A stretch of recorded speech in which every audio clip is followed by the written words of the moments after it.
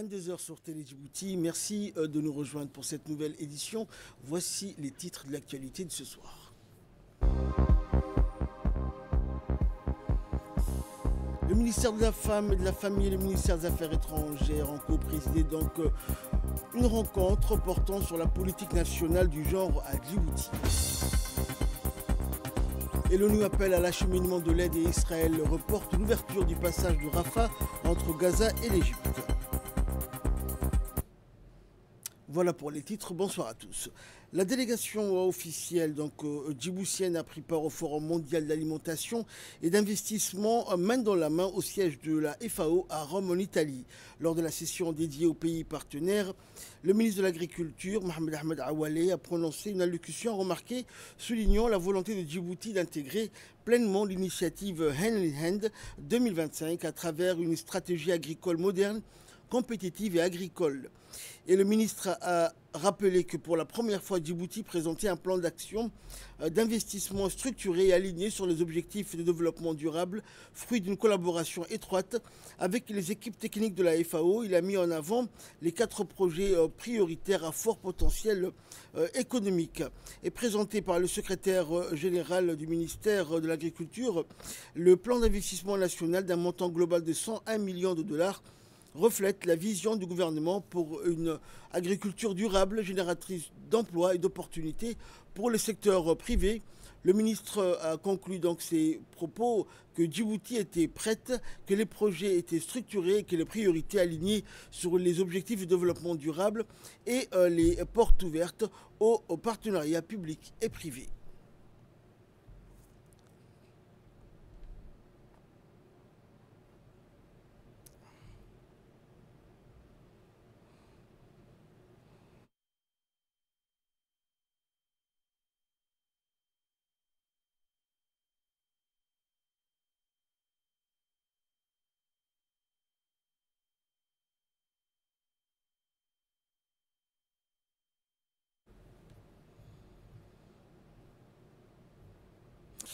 Et le ministre a prononcé donc une importante allocution lors de ces forums. On l'écoute.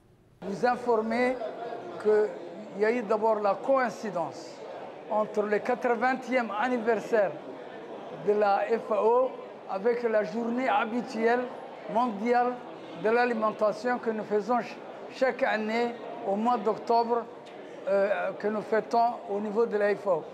Cette année, dans le cadre d'un programme, même dans tous les pays africains ou en voie de développement, devaient présenter leurs priorités, leurs stratégies, leurs programmes d'action et bien entendu leurs priorités agricoles avec des plans d'investissement agricole. Djibouti faisait partie. Nous avions demandé un besoin de financement de 200 millions de dollars. Nous avons déjà obtenu 100 millions de dollars. Les 100 millions de dollars restants, nous avons des annonces de financement, des promesses de financement que nous allons concrétiser, Inch'Allah, dans le courant du mois de février, autour d'une table ronde. Les 4 filières sont les dattes, les cultures maraîchères, l'aquaculture et l'abattoir moderne en transformant la viande. Et nous allons faire à partir de la viande découpée, maroquinerie et également d'autres produits sous-dérivés que nous allons développer. Il y a un grand abattoir qui est déjà financé avec la Banque islamique de développement. Le ministre des Affaires étrangères et de la coopération internationale a co-présidé avec la ministre de la Femme et de la Famille aujourd'hui au Haïla Grand Hôtel une conférence de haut niveau sur le financement de la politique nationale du genre pour la période 2024-2030. Cette conférence a été marquée par la présence de la ministre de la Jeunesse et de la Culture, du coordinateur du système des Nations Unies et de nombreux ambassadeurs et organisations internationales présents à Djibouti. La tenue de cet événement vise à mobiliser les ressources essentielles pour accélérer la mise en œuvre de cette politique ambitieuse, pilier de la promotion de l'égalité et de l'équité du genre dans le pays. La nouvelle politique nationale du genre est plus qu'un cadre de référence, elle est une feuille de route stratégique et un engagement renouvelé pour la réalisation des objectifs de développement durable et des priorités du plan national de développement. Elle a été élaborée dans un contexte de changements globaux et la politique nationale du genre est structurée autour de plusieurs orientations stratégiques. Le gouvernement djiboutien insiste sur le caractère multisectoriel et participatif de la mise en œuvre de cette politique nationale du genre qui sera un programme de coalition dynamique. Son Excellence la ministre vient de nous donner un brief. Il y a beaucoup d'objectifs qui sont vraiment 100% alignés à les objectifs de développement durable, les ODD, entre lesquels l'autonomisation économique des femmes, l'égalité des femmes à la vie publique, à la vie politique, la tolérance, zéro tolérance à la violence faite aux femmes, ou l'égalité à la gouvernance urbaine, mais aussi à la gouvernance rurale. Ce sont des objectifs très ambitieux qui sont dans la politique et dans lesquels vraiment les Nations Unies se sentent 100% alignés. Et suivant à présent l'intervention de la ministre de la Jeunesse et de la Culture. Le ministère intervient beaucoup sur la question de l'autonomisation des femmes, notre public cible étant la jeunesse, et dans la jeunesse, il y a une part importante de filles, et les statistiques ont même démontré que la majorité de la population aujourd'hui sont des filles, et comme la majorité de la composante de la population la plus importante sont les jeunes, donc il y a une majorité des filles parmi les jeunes. Donc c'est pour vous dire à quel point je soutiens ce programme. Je voudrais juste mentionner que le ministère de la Jeunesse et de la Culture intervient beaucoup sur la question de l'insertion socio-économique des filles. Donc sur ce point-là, Mona, on pourra partager beaucoup des associations avec qui nous travaillons et qui représentent en effet la société civile, introduisent auprès du ministère de requêtes pour de soutien, de petits soutiens sur cette question-là. Donc ça peut être des formations très courtes, ça peut être des équipements ou bien l'octroi de matériel qui leur permettrait de travailler. Et sur requête nous viennent très souvent des plateformes essentielles où les jeunes s'expriment, qui sont donc les centres de développement communautaire, où il y a notamment une très grande présence aussi des filles et des femmes. Donc c'est un programme sur lequel on pourrait travailler ensemble et où je pense qu'il y a énormément d'expérience et avec un partenaire clé qui est donc l'Union nationale de femmes djiboutiennes. Et la ministre de la Femme et de la Famille, Mouna Ousmane Aden, a également pris la parole lors de cette rencontre. Dans la décennie écoulée, 2011-2021, l'ancienne politique nationale genre a permis des avancées notables. Les femmes djiboutiennes ont accédé plus largement à l'éducation. Elles occupent des postes de travail importants, assument des responsabilités publiques croissantes. Ces succès sont la preuve que la volonté politique, lorsqu'elle est soutenue par des cadres stratégiques, produit des résultats tangibles.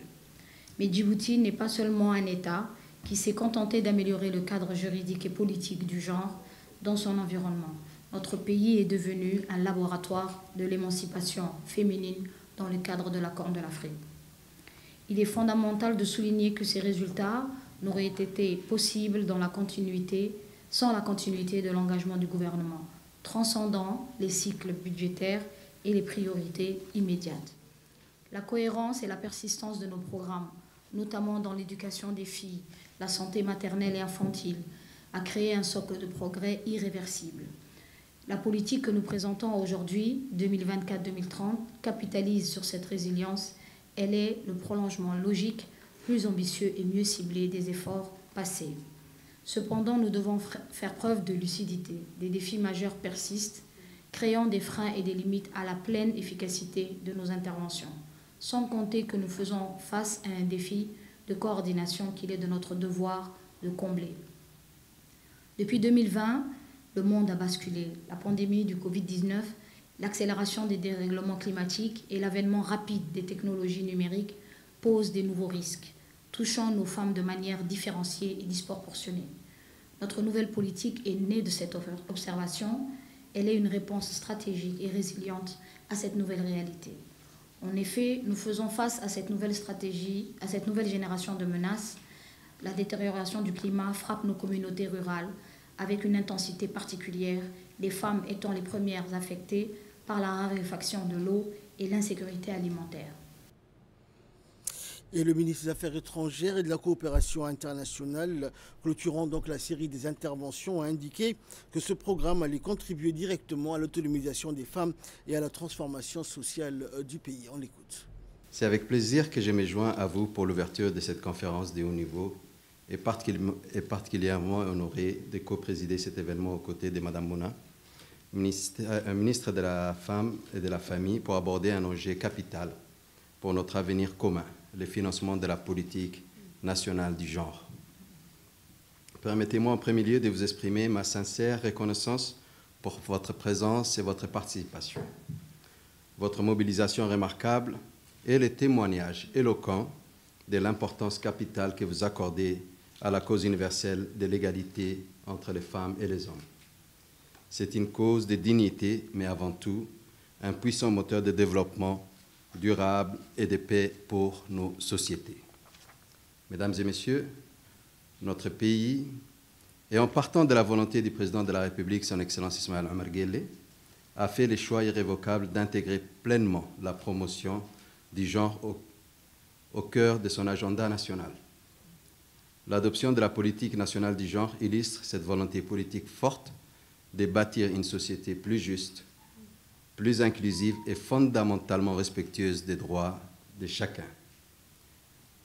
Dois-je le rappeler ici encore, l'engagement de la Première Dame, présidente de l'INFD, Mme Khadra Mahmoud Haïd, qui a joué et qui continue à jouer un rôle crucial en mettant l'accent sur la question du genre, contribuant ainsi à faire de cette problématique une priorité nationale. Son engagement a permis et permet toujours de renforcer les actions visant à promouvoir l'égalité des genres, à lutter contre les violences basées sur les genres et à soutenir l'éducation et l'autonomisation des femmes. Grâce à ces efforts, de nombreuses politiques et programmes ont été élaborés pour intégrer la perspective des genres dans les lois et les stratégies nationales, favorisant ainsi un développement plus inclusif et équitable pour tous. L'actualité éducative de ce jeudi 16 octobre a été marquée par une cérémonie empreinte de sens et de symboles au Centre de recherche d'information et de production du ministère de l'Éducation nationale, communément appelé CRIPEN. En effet, le ministère de l'Éducation nationale a officiellement réceptionné un don exceptionnel de 100 000 livres en anglais et en français offerts par l'organisation américaine Books for Africa. Cet important lot de matériel et de manuels et d'ouvrages pédagogiques viendra enrichir les bibliothèques scolaires à travers tout le pays. Il permettra aussi de renforcer la lecture, l'apprentissage des langues et la culture du savoir au sein des écoles, collèges et lycées. Dans son intervention, le ministre Moustapha Mohamed Mahmoud a souligné que ce geste de solidarité éducative illustrait la confiance et la coopération fructueuse entre le MENFOP et ses partenaires internationaux engagés pour l'amélioration de la qualité de l'enseignement. Mais l'initiative ne s'arrête pas au seul livre. L'association a également offert des lampes solaires, un don particulièrement significatif pour les élèves des régions rurales et isolées. Ces lampes permettent aux apprenants d'étudier dans des conditions meilleures, même en l'absence d'électricité, et de poursuivre leurs efforts scolaires même après la tombée de la nuit. Le MENFOP a annoncé que ces ressources seront distribuées équitablement entre les 277 établissements scolaires du pays, contribuant ainsi à une meilleure répartition dans la stratégie d'apprentissage. Et cette action s'inscrit pleinement donc dans la promotion de l'équité éducative et à doter chaque élève des moyens nécessaires à sa réussite. Écoutons pour plus de précision l'intervention du ministre de l'Éducation nationale. Aujourd'hui, nous saluons donc ce double don au service donc de l'excellence linguistique et de l'égalité d'accès au savoir. Il y a un ensemble quand même substantiel de livres de bibliothèques en anglais et en français, mais également, vous avez vu des petites lampes qui sont des lampes d'essai pour les écoles rurales. Je remercie bien sûr cette organisation internationale Books of Africa qui vient d'offrir à peu près 100 000 ouvrages de grande qualité destinées aux écoles dans les zones les plus reculées. Ces dents exceptionnelles est donc constituées d'ouvrages, comme l'a dit la directrice générale, de littérature, de jeunesse en langue anglaise, mais également couvrant des domaines aussi variés tels que le conte, les albums, les bandes dessinées, les documentaires, les dictionnaires illustrés.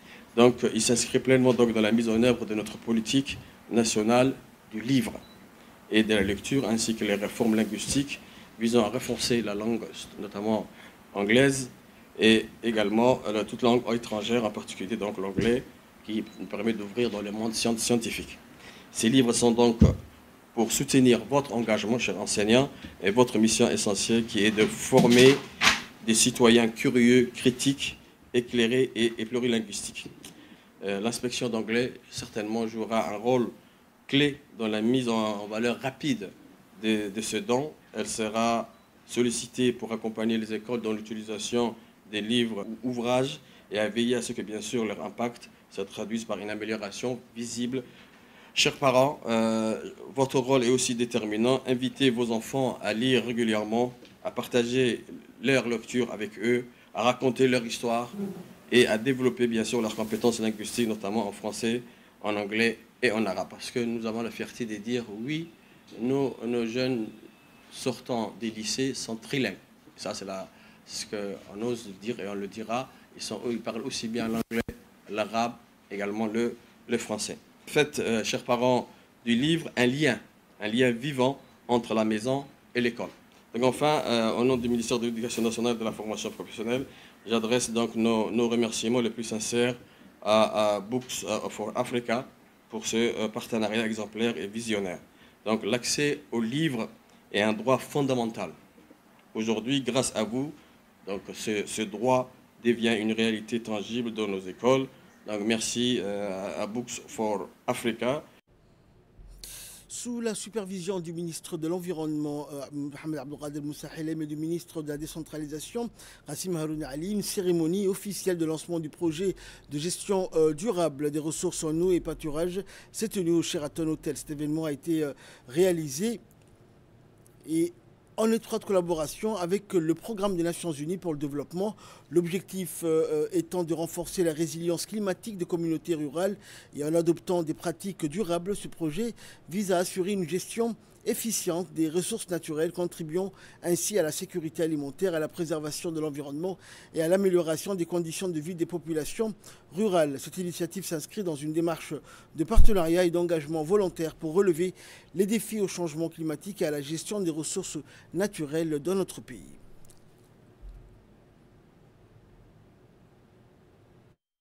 Porté par le ministère de l'Environnement et du Développement durable en partenariat avec le PNUD et grâce au soutien financier du GEF, incarne notre engagement collectif face aux défis climatiques majeurs.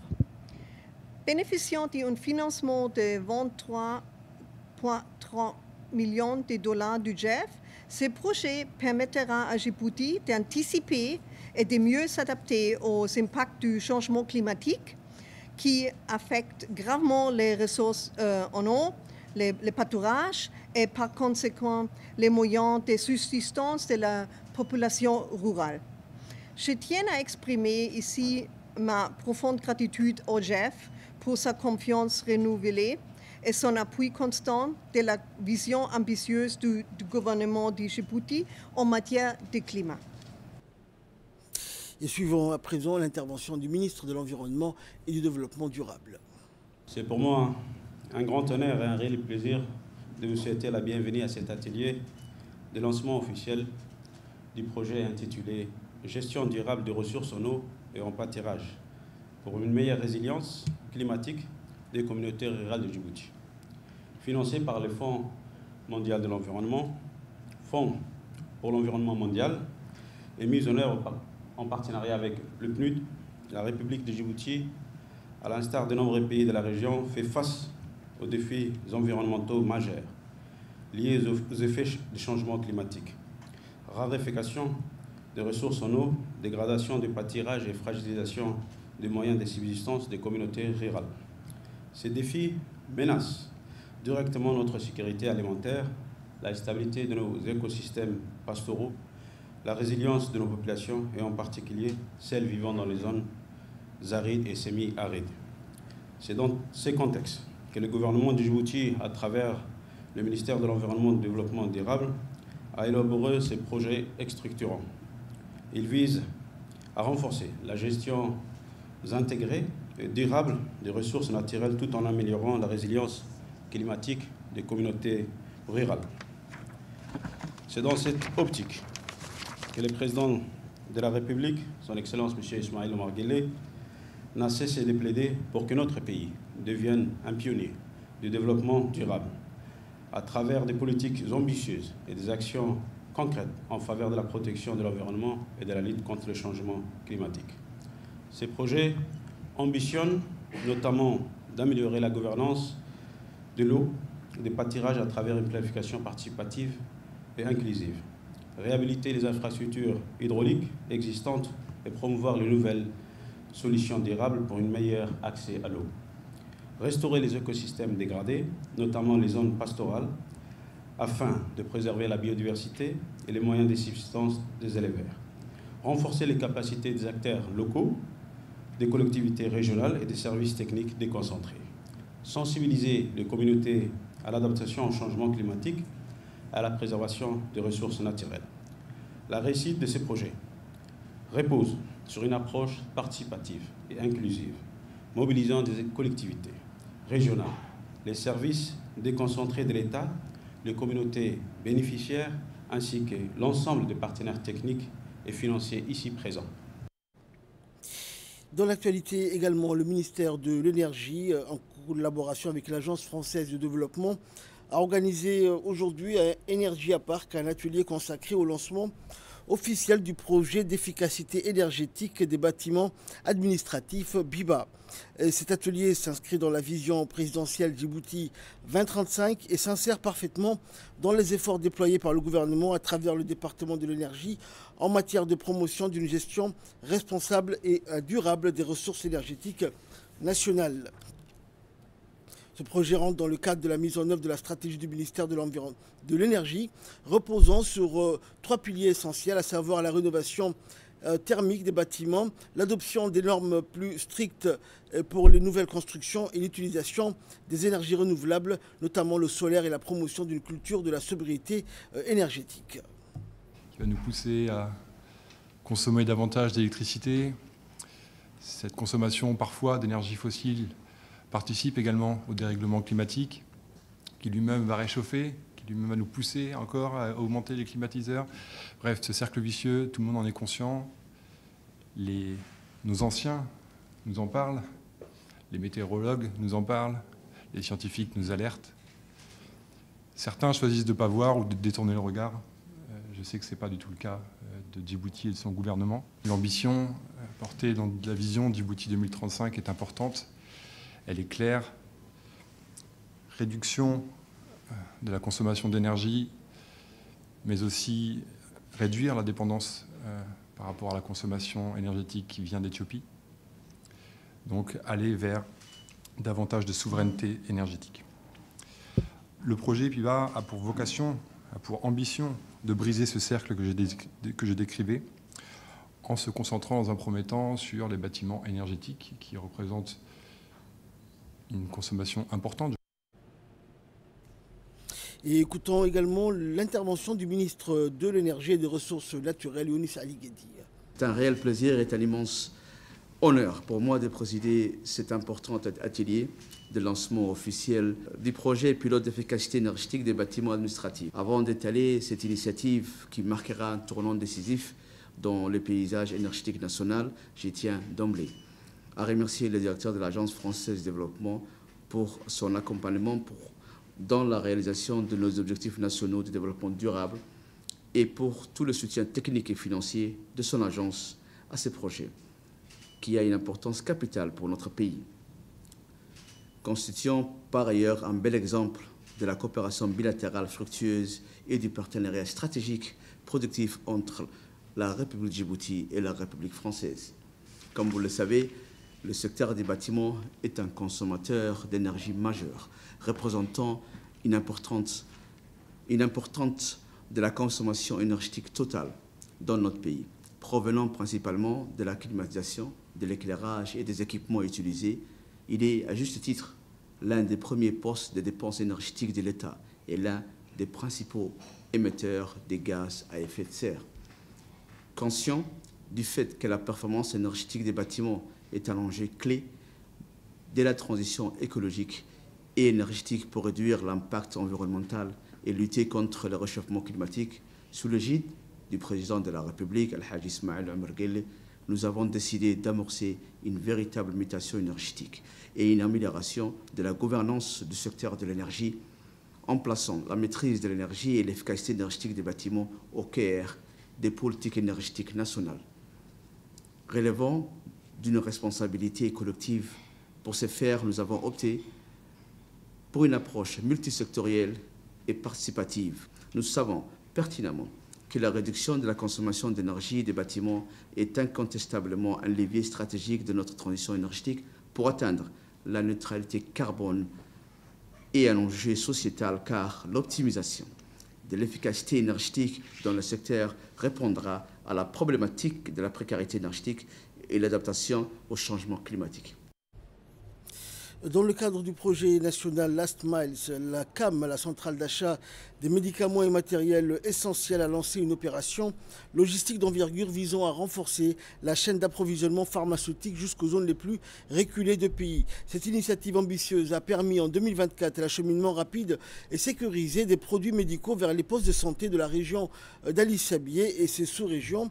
La cérémonie officielle de réception s'est tenue à l'hôpital régional d'Ali Sabié en présence du préfet de la région, Abdelmalik Mohamed Benouita, du président Chalmaké Hassan Al-Lalé, du directeur général de l'hôpital régional et du directeur général de la CAM. Ce projet incarne une véritable transformation dans la manière dont les produits de santé sont distribués à travers le territoire djiboutien. L'objectif, garantir l'accès équitable et rapide des médicaments essentiels, même dans les zones enclavées ou difficiles d'accès. Le projet Last Mile illustre ainsi l'engagement du ministère de la Santé à moderniser et sécuriser sa chaîne d'approvisionnement en médicaments tout en réduisant les inégalités d'accès aux soins sur l'ensemble du territoire.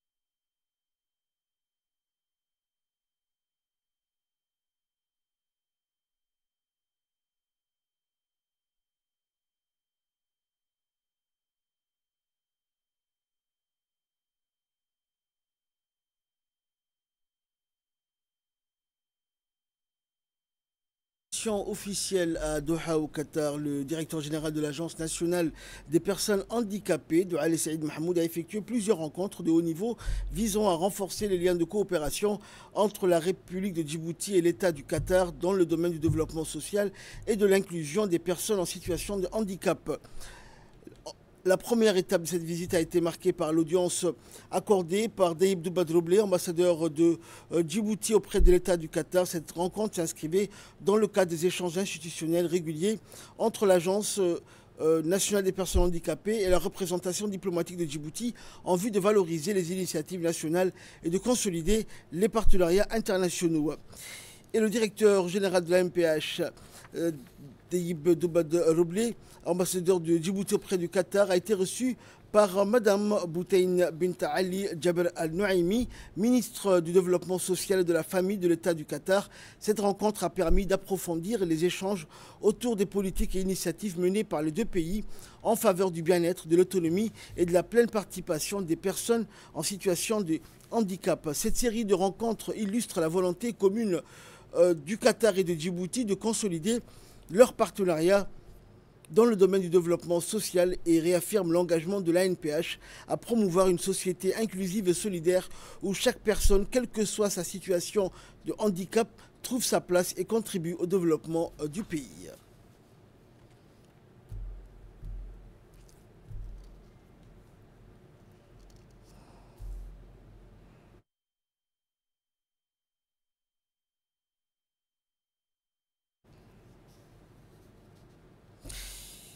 Le conseil régional de Tadjoura, représenté par le président Omar Hussein, et l'UNICEF, avec la représentante Bite Dastel, a accueilli donc une cérémonie de signature d'un plan de travail biannuel, un accord stratégique portant sur les volets WASH, eau, assainissement et hygiène. Ce projet vise à répondre aux besoins urgents en eau potable dans les zones rurales les plus touchées par la soif. Cette collaboration est une avancée significative pour la région de Tadjoura, un pas de plus vers un développement durable et inclusif. L'UNICEF continue de se montrer comme l'un des partenaires les plus actifs et bienveillants pour l'amélioration des conditions de vie des enfants et des communautés. Le président du conseil régional, ses élus et tous les participants ont exprimé leur vif remerciement à la représentante de l'UNICEF pour son engagement et son soutien précieux à la cause de Tadjoura, notamment dans la lutte contre la soif et pour le droit des enfants à une vie saine et épanouie.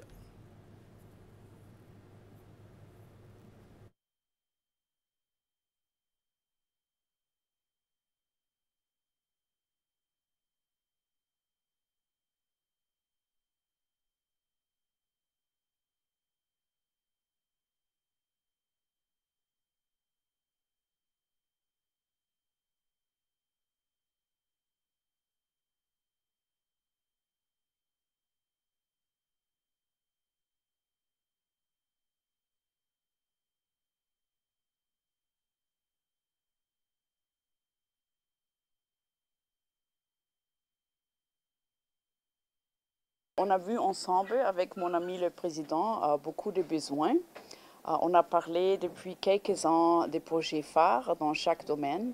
Et comme vous le savez, pour l'UNICEF, notre mandat, c'est autour du bien-être de l'enfant, qui inclut bien sûr la santé, la nutrition, l'eau, l'hygiène, l'assainissement, l'éducation bien sûr, mais aussi la protection de l'enfant et la protection sociale. Et parmi ces trajets, on a commencé avec quelques points clés pour la région. L'UNICEF, on est la première agence des Nations Unies qui a signé avec les régions des plans de travail décentralisés.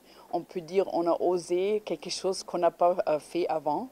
Et ça aussi, c'est déjà une bonne chose parce que ça nous donne les moyens de travailler beaucoup plus proche au niveau décentralisé, mais en même temps de continuer au niveau central.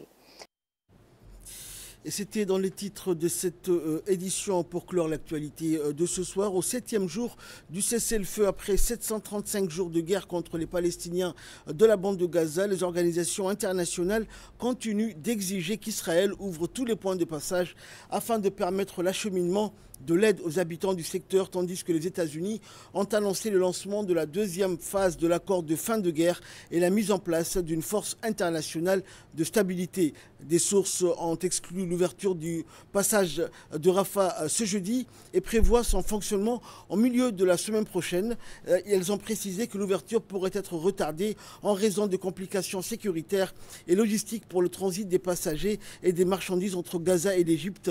Des efforts politiques sont actuellement déployés pour lever notamment les obstacles à l'ouverture du passage. C'est ainsi que prend fin cette édition. Merci à vous de nous avoir suivis.